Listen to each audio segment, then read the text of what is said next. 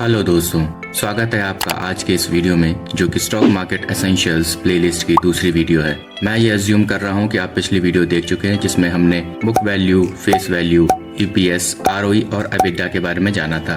और अगर आपने उस वीडियो को नहीं देखा है तो लिंक आपको आई बटन और डिस्क्रिप्शन में मिल जाएगा। इस वीडियो को उनके साथ भी शेयर करें जो स्टॉक मार्केट में इन्वेस्ट करने का प्लान कर रहे हैं और उनकी सक्सेस का पार्ट बने।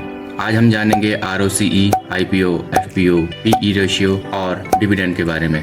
तो डायरी पेन लेकर बैठ जाएं, आइए शुरू करते हैं। आरओसीई, इसका मतलब है रिटर्न ऑन कैपिटल एम्प्लॉयड। ये टर्म दिखाता है कि कंपनी इन्वेस्टेड कैपिटल से कितनी सक्सेसफुली प्रॉफिट जनरेट करती है। जब किसी फर्म का इन्वेस्टमेंट के लिए इवैल्यूएशन किया जाता है तो financial managers, stakeholders profitability ratio देखने के लिए आरओसीई का इस्तेमाल करती है। आइए देखते हैं इसे कैलकुलेट करने का फॉर्मूला क्या है। इसका फॉर्मूला है EBIT divided by capital employed. यहाँ EBIT का मतलब है earnings before interest and tax और कैपिटल एम्प्लॉयड को कैलकुलेट करने के लिए कंपनी के टोटल एसेट्स में से करंट लायबिलिटीज को घटाया जाता है। इसे एक एग्जांपल से समझते हैं। मान लीजिए कि एक फर्म है जिसका नेट प्रॉफिट है 2020 में 20 million rupees, total asset 150 million rupees और total current liabilities 90 million rupees है। इसका आरओसीई कितना होगा? ROCE is equal to EBIT divided by total assets minus total current liabilities. तो ROCE is equal to 20 million rupees divided by 150 million minus 90 million rupees. ROCE is equal to 33.33%।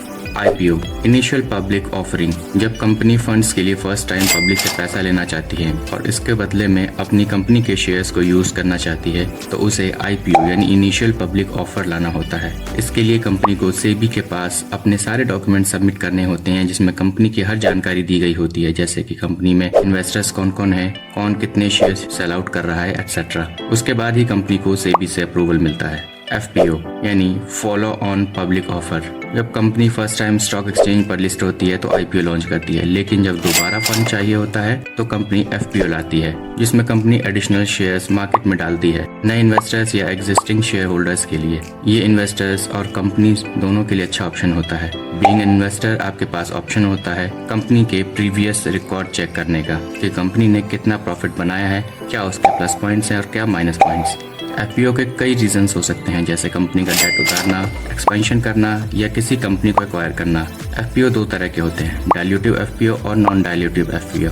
बात करते हैं dilutive FPO की। इसमें company new shares market में उतारती है जिससे number of outstanding share increase होते हैं और अर्निंग पर शेयर डिक्रीज। दूसरा है नॉन डाइल्यूटिव एफपीओ। इसमें कंपनी न्यू शेयर्स इशू नहीं करती बल्कि एग्जिस्टिंग शेयर होल्डर्स जैसे इंस्टीट्यूशनल इन्वेस्टर्स या इनसाइडर्स अपने शेयर्स को पब्लिकली सेल करते हैं। अब क्योंकि मार्केट में नए शेयर्स इशू नहीं हुए हैं तो इसका असर अर्निंग्स पर शेयर पर भी नहीं पड़ेगा। इससे कंपनी की वैल्यूएशन या ओनरशिप परसेंटेज पर कोई फर्क नहीं पड़ता है। पीई रेशियो, इसका मतलब है प्राइस टू अर्निंग रेशियो।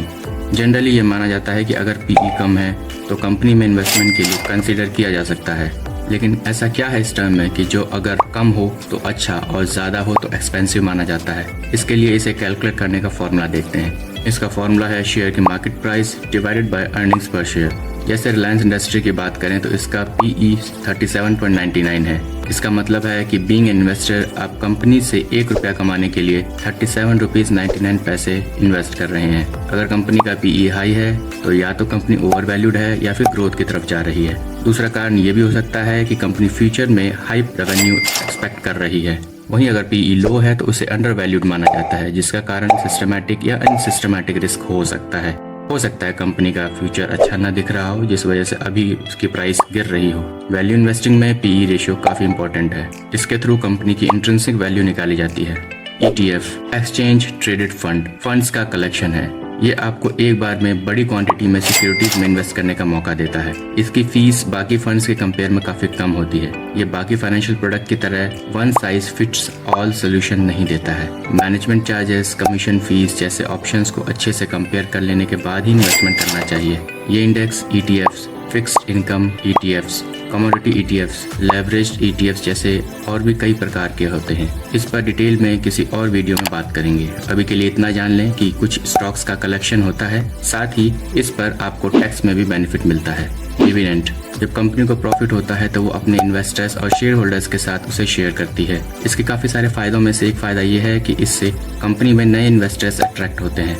इसे जब फाइनेंशियल ईयर के अंदर बांटा जाता है तो इसे इंटरिम डिविडेंड, और फाइनेंशियल ईयर के बाद बांटा जाता है तो उसे फाइनल डिविडेंड कहते हैं। आई बिलीव कि आज की वीडियो से आपको सीखने को मिला होगा। अगर आपका कोई सवाल हो तो नीचे कमेंट बॉक्स में बताएं।